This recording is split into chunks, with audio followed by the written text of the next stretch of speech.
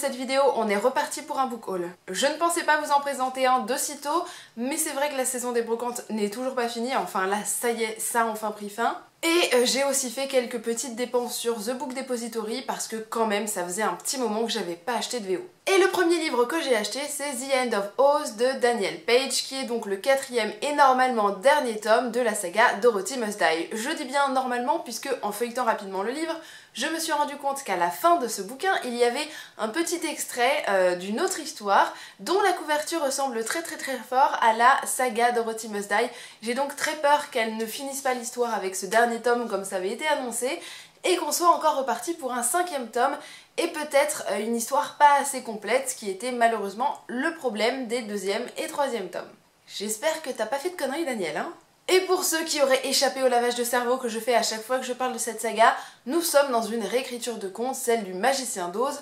Seulement c'est, on va dire, allez, une dizaine d'années, 20 ans, voire même beaucoup plus. Hein. Ouais, beaucoup plus même. Après le passage de Dorothy dans le pays d'Oz, donc elle fait un super voyage, voilà, tout va bien, elle s'en va, puis elle décide de revenir dans le pays d'Oz parce que quand même c'était plus sympa que son Kansas natal.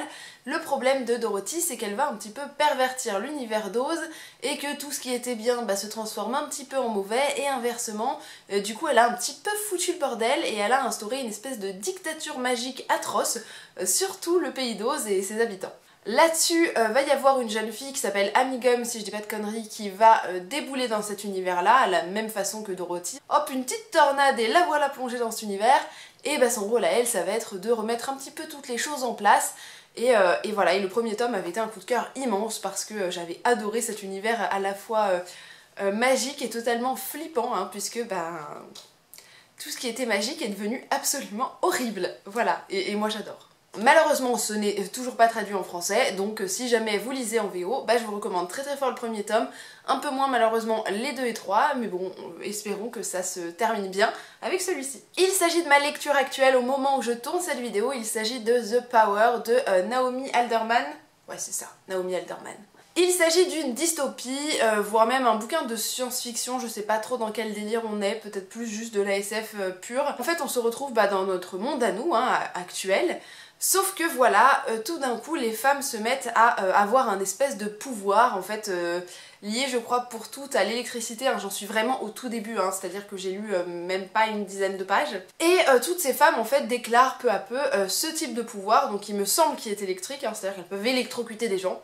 Et seulement les femmes se développent et apparemment ça va un petit peu renverser l'ordre des forces, hein, on va dire, qui se font entre les hommes et les femmes, puisque bien évidemment en cas d'agression par exemple, une petite décharge et hop, t'es débarrassé de ton agresseur, c'est plutôt pratique d'ailleurs.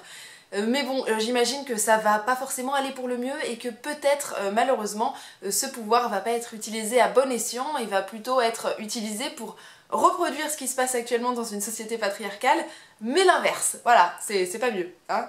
Je le sens bien arriver comme ça, mais on verra bien. Pour le moment, c'est une dizaine de pages, donc j'apprécie ma lecture, mais je peux pas vous en dire plus. Voilà, j'ai très hâte de lire parce que j'ai entendu de très bons échos sur ce bouquin-là, et que ça faisait un petit moment qui me faisait envie. J'ai ensuite acheté The Stepford Wives d'Ira Levin, qui est donc le même auteur que Rosemary's Baby, que j'avais adoré et que je vous recommande très fort. Que j'ai donc reçu et déjà lu parce qu'il est tout petit, il fait, je crois qu'il fait 120 pages max, même pas, 110, voilà, c'est tout petit. Il a été traduit celui-ci parce qu'il a été écrit il y a un petit moment, il me semble qu'il date des années 60, 70, hein, il est pas tout récent. C'est ça, 1972. Il a été traduit en français il y a un petit moment sous Les Femmes de Stepford, parce que Stepford c'est le nom de la ville où se situe cette histoire. Je le trouve plus vraiment en magasin, hein, je l'ai pas trop vu, c'est surtout des vieilles éditions de J'ai lu qu'on trouve encore. J'espère qu'il sera réédité parce que je le trouve quand même pas mal, hein, il est plutôt cool. Vous connaissez peut-être déjà l'histoire parce que ce livre a été adapté 2 fois, une fois dans les années 70 et récemment, on va dire, au début des années 2000. La traduction en français de ce titre c'était Et Dieu créa la femme, si je dis pas de conneries. Et moi j'avais vu en fait le film avec Nicole Kidman en fait comme actrice principale. Parce qu'en fait, dans cette histoire, on va suivre un couple qui décide de s'installer donc à Stepford, qui est une petite ville des États-Unis très tranquille, hein, un petit peu bourgeoise, très familiale. Les gens sont installés dans leur petite maison et vivent leur vie tranquille. Sauf que voilà, Johanna, qui est le personnage principal, commence à se dire que ces femmes, elles sont quand même très parfaites, hein. Elles sont de parfaites femmes au foyer, elles s'occupent beaucoup du ménage, de leurs enfants, de leur mari, et elles n'ont visiblement pas trop d'autres préoccupations. Et il existe aussi dans cette ville une espèce d'association d'hommes, voilà, ils se regroupent tous les soirs, ils organisent des trucs. Sauf que voilà, Johanna commence à se poser des questions et se dire mais attends, ils sont un petit peu bizarres tous ces mecs là à faire toute leur life ensemble, et ces femmes à être limite beaucoup trop dociles pour être vraies. Et du coup l'histoire c'est un petit peu le quotidien de Johanna, toutes ces questions, et si elle va découvrir la vérité sur cet univers là, et ça se lit très facilement et c'est plutôt addictif. Si jamais vous voulez lire en anglais, je vous le recommanderais pas forcément, hein, parce que pour le coup, je trouve pas que ce soit le plus accessible, c'est-à-dire que la construction des phrases est probablement très propre à Ira Levin, parce que j'ai lu Rosemary's Baby en français, et je reconnais la façon dont ça a été traduit, et je reconnais ce style qui lui est propre, et qui peut être complètement déstabilisant pour quelqu'un qui n'a pas l'habitude de lire en anglais, donc au cas où, c'est mon petit avertissement. Le livre suivant m'a été offert lorsque j'ai changé de boulot, parce que c'est tout récent, j'ai changé de boulot, et on me l'a offert pour me dire au revoir, globalement. Et je remercie très fort la personne qui me l'a offert, parce que vraiment ça m'a fait super plaisir. Vous allez vite comprendre pourquoi d'ailleurs. Tout simplement parce qu'il s'agit de Charcot de Franck Tillier, donc Franck Tillier étant mon auteur de thriller préféré, et Charcot étant son dernier bouquin que je n'avais toujours pas acheté, donc du coup c'est parfait, je vais enfin pouvoir le lire avec un grand plaisir. Je m'aperçois que mes chats ont griffé la tranche du livre.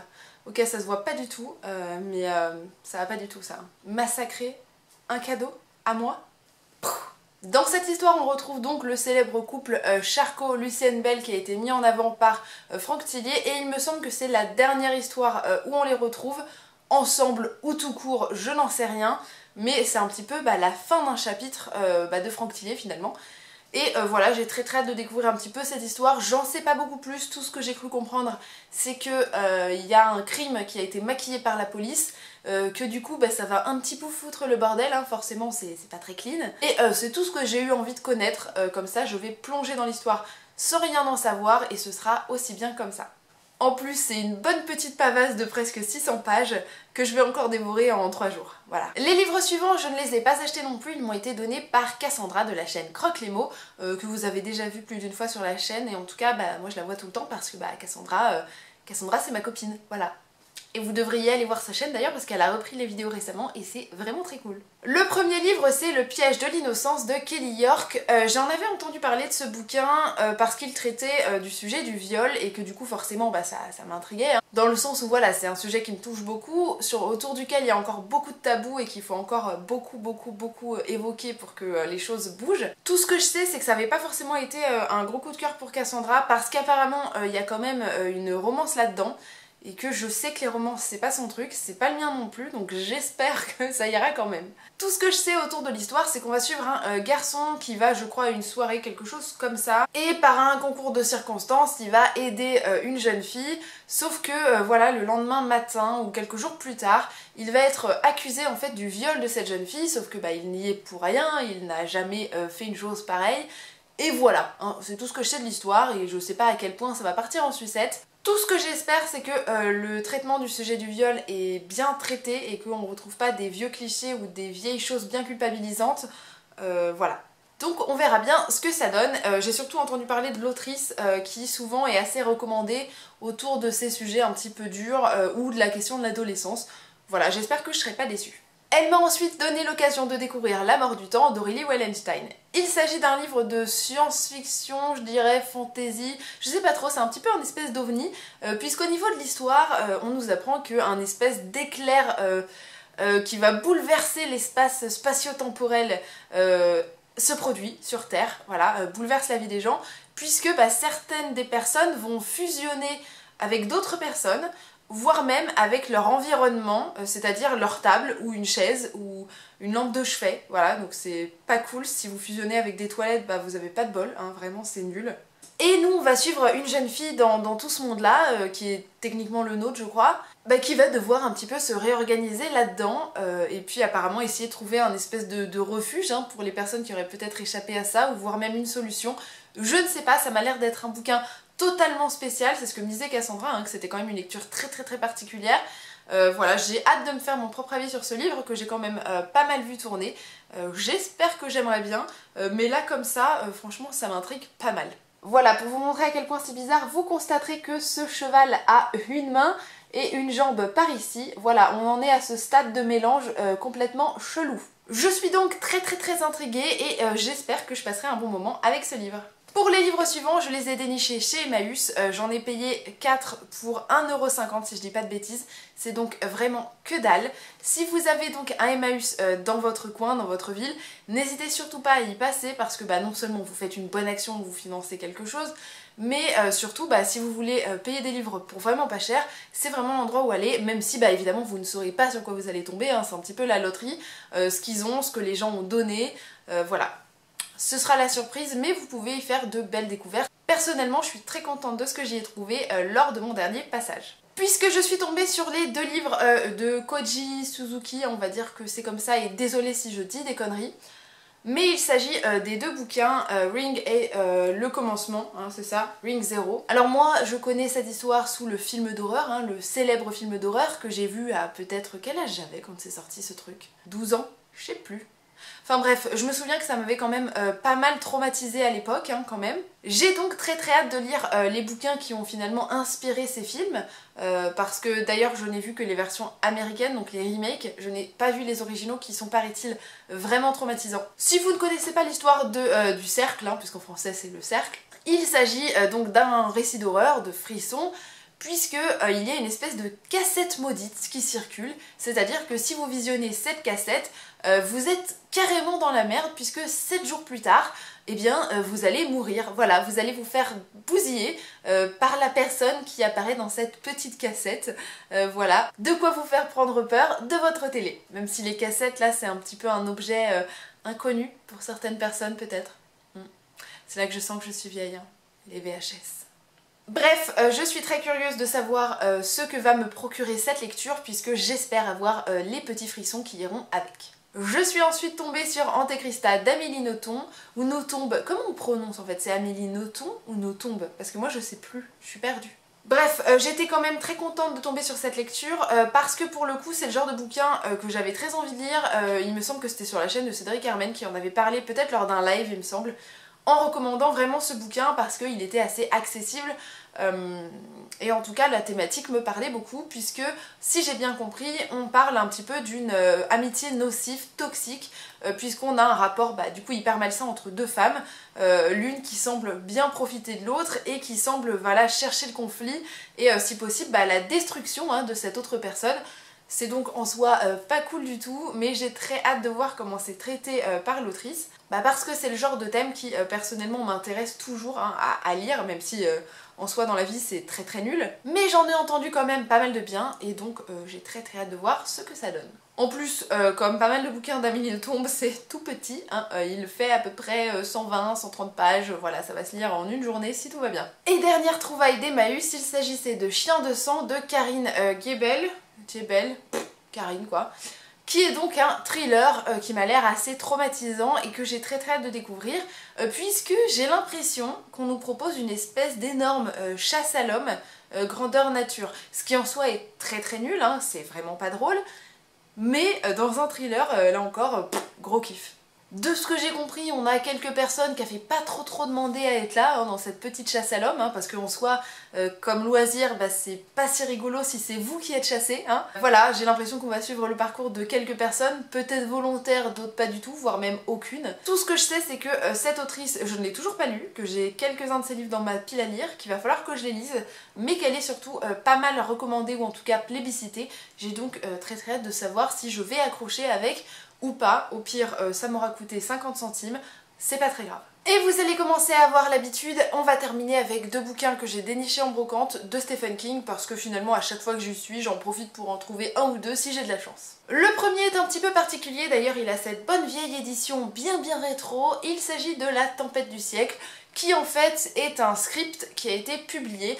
De ce que j'ai compris, c'est un téléfilm qui a été tourné pour ABC hein, à l'époque, dans les années 90, et qui a été finalement publié par la maison d'édition parce que bah allons-y, hein, Stephen King ça se vend toujours autant, pourquoi ne pas vendre un petit bouquin et se faire un petit peu plus d'argent, voilà. Bref, ça a ensuite été traduit en français, je l'avais pas du tout vu hein, quand je l'ai pris en brocante, mais bon, je vais le lire, hein, pourquoi pas. Tout ce que je sais c'est que ça se situe dans une petite ville des États-Unis. Il va y avoir une espèce d'énorme tempête, voilà, donc ça c'est pas très rigolo. Et en plus, la ville héberge ce jour-là, ce soir-là, un assassin qui s'est laissé arrêter. Et donc j'imagine qu'il fomente des plans un petit peu plus lourds que ça, hein, plutôt que juste dormir en prison. Je ne sais pas ce que ça va donner, je sais pas si on est dans du thriller, de l'horreur ou du fantastique. Voilà, je découvrirai ça au fur et à mesure. J'espère surtout que j'arriverai à me faire au côté script, hein, puisque clairement, enfin pour vous montrer un petit peu... allez, on va mettre les premières pages pour pas spoiler. Voilà, on est vraiment dans ce type de lecture là, hein, donc pas comme au théâtre mais presque, hein, puisqu'on a chacune des lignes, l'endroit où on se trouve et si c'est un plan intérieur ou extérieur, donc c'est assez particulier. C'est pas quelque chose qui me refroidit, mais je pense que ça peut un petit peu freiner ma lecture dans le sens où c'est un poil moins immersif. Et j'ai ensuite trouvé Dr. Sleep, toujours de Stephen King, qui est là un bon pavé, hein, puisqu'il fait plus de 700 pages, donc ça va être sympathique. Tout ce que je sais, c'est que c'est un petit peu l'histoire d'après Shining, parce qu'on va suivre le parcours de l'un des personnages de ce bouquin-là, dont je ne vous dévoilerai pas l'identité, comme ça si vous voulez le maximum de surprises, et ben vous en aurez. Et je suppose qu'on va repartir dans cet esprit de thriller fantastique, comme c'est le cas avec Shining, et j'espère que je vais apprécier ma lecture, parce que bah, Shining c'est quand même un livre et même un film très culte. Petit saut dans le temps surprise puisque malheureusement pour mon porte-monnaie, après avoir tourné cette vidéo et cette débauche de livres, j'en ai racheté d'autres et je vais donc vous les présenter tout de suite pour en être débarrassée. Psychologiquement ça aide mieux de me dire que je cherche ce book haul et que le prochain sera plus léger, peut-être, on espère. Et donc le premier livre que j'ai acheté, il s'agit de Sang de l'huile de Charlotte Bousquet. J'en ai parlé d'ailleurs dans ma toute dernière vidéo, donc si jamais ça vous intéresse, n'hésitez pas à aller la voir. Il s'agit donc d'une dystopie jeune adulte, c'est un univers assez particulier. C'est-à-dire que dans ce monde-là, les femmes sont dominées par les hommes par nature parce que les femmes sont désignées comme maléfiques un petit peu, c'est-à-dire qu'elles renferment le mal en elles et pour éviter que le mal s'empare d'elles, elles doivent être dominées par les hommes. Bon, les chats se battent en fond, hein, je suis désolée pour le bruit. On va donc y suivre le parcours d'une jeune fille qui vit dans cet univers-là et qui va décider en fait de prendre la fuite et de donc prendre son destin en main. Et je vous en dirai pas plus, le résumé de base devrait vous suffire un petit peu à vous intriguer, je pense. Je l'ai en tout cas déjà lu, comme je vous le disais, j'en ai parlé dans ma dernière vidéo, et pour ma part, c'est une lecture que j'ai vraiment beaucoup appréciée. En allant en librairie spécialisée un petit peu SFFF, je suis tombée sur Métro 2033 de Dimitri Glukovski. C'est un livre qui me tentait depuis assez longtemps, et je le cherchais en poche parce que bah, il existe en version grand format, mais déjà en poche c'est une belle bricasse de 700-800 pages quand même, et j'arrivais pas à le trouver en poche, et ça me saoulait un petit peu. Du coup j'étais contente de tomber dessus à ce moment-là. C'est un bouquin donc, comme je vous le disais qui me tente depuis un moment. Évidemment la vie de Lemon June n'a absolument pas aidé à se passer de ce livre là. Je sais pas trop quand j'aurai le temps de le lire vraiment parce que bah voilà il va prendre sans doute un peu de temps. Mais voilà il m'intrigue pas mal.